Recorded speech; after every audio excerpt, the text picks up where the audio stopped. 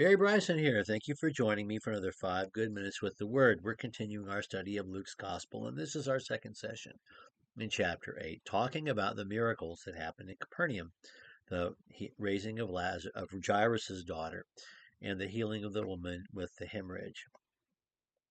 And we spent last session reading that long passage and comparing and contrasting Luke's account and Mark's account. I really do think that Mark is sitting there with his pen and his papyrus with a scroll, or maybe even an early codex, an early book of Mark's gospel, and it is his source for his retelling, which is not to say the Holy Spirit didn't inspire every word that he wrote down, because he did. We're not going to go ahead and reread the verses today, but we do want to talk about the two healing miracles. So let's talk about Jairus.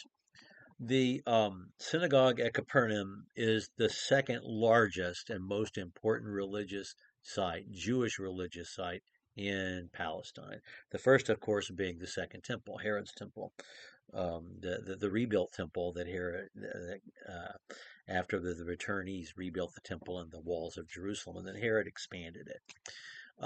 So that's the most. But in the north, the synagogue of Capernaum was one of the largest anywhere. It was important. It's the center of Jewish life in Galilee, and he is the steward of that temple. So he's not technically a rabbi, but he would be the COO of the building, of its needs, of its events, of the things that went on there. An important person. And the religious establishment is hostile to Jesus. This we already know. But this is this guy's child. When it's your kid, you do what you need to do for your kid, period. And so he's come to Jesus and he falls down at his feet. That could not have sat well with the rabbis who worked there at the synagogue. But he did, and he says, my daughter is sick and dying. You've got to come. And Jesus is going to come. I said, yes, I'm coming. But the crowds are pressing in. And I can't imagine how hard this would have been for the father, because he needs to get home. Time is of the essence. But not only are they restricted in their movement because of the crowd, but then this woman sneaks through the crowd and touches the tassel of Jesus' garment and is healed. And Jesus then stops altogether and said, hey, who touched me? Peter, I mean, it's the obvious thing. You can't help but chuckle. How can you? Everybody is smushing you. What do you mean you touched me? But Jesus explains, no, no. I felt power go out of me. That's a cool bit of information to have, isn't it? That when Jesus healed someone, he had a physical sensation of that. It's also interesting that she, because of her faith, was healed, even though Jesus did not intentionally release that power to heal her. She had access to his power because of her faith. So that's cool. 12 years. 12 years. We're not told the daughter is 12 years old until the very end of Mark's telling, but here it's told up front. And I think it's so that we will not miss the point that both women are connected to that number 12. Jairus' daughter is 12 years old. This woman has been bleeding as long as the little girl has been alive. The young woman has been alive. Um, and and um, and so there's that. And so Jesus, you recognizes her healing and her faith. And in the midst of this interruption, someone comes and says quite brusquely and unfeelingly to the steward of the synagogue, the ruler of the synagogue, your daughter's dead. Don't bother him anymore. You can tell that people in his own household don't want him to have anything to do with Jesus.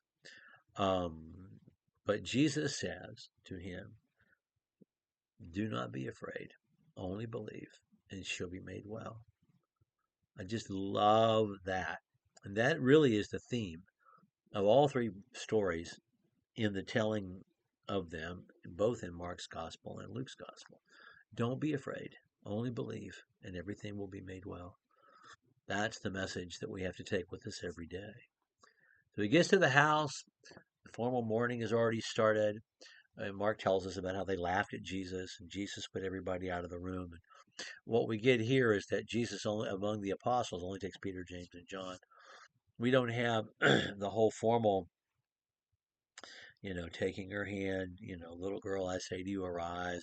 We don't have any of that in Luke, just that it happened, and that he said not to tell anyone what had happened, um, and of course the not telling, that's necessary too.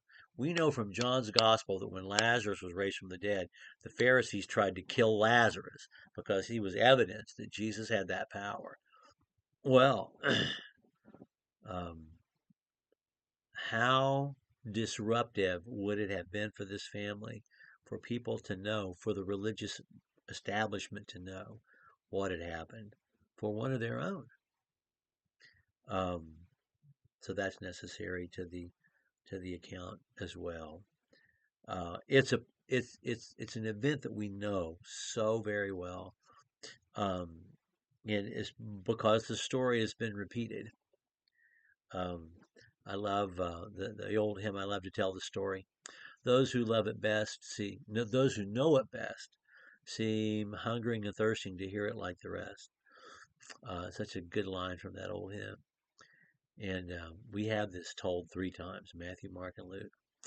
Um, but we also have the vividness that we get from Mark's gospel and the story repeated, the lesson repeated. Don't be afraid, only believe, and everything will be made well. Okay, well, we'll pick up with chapter 9 um, next time. And thank you for joining me for another 5 good minutes with the Word.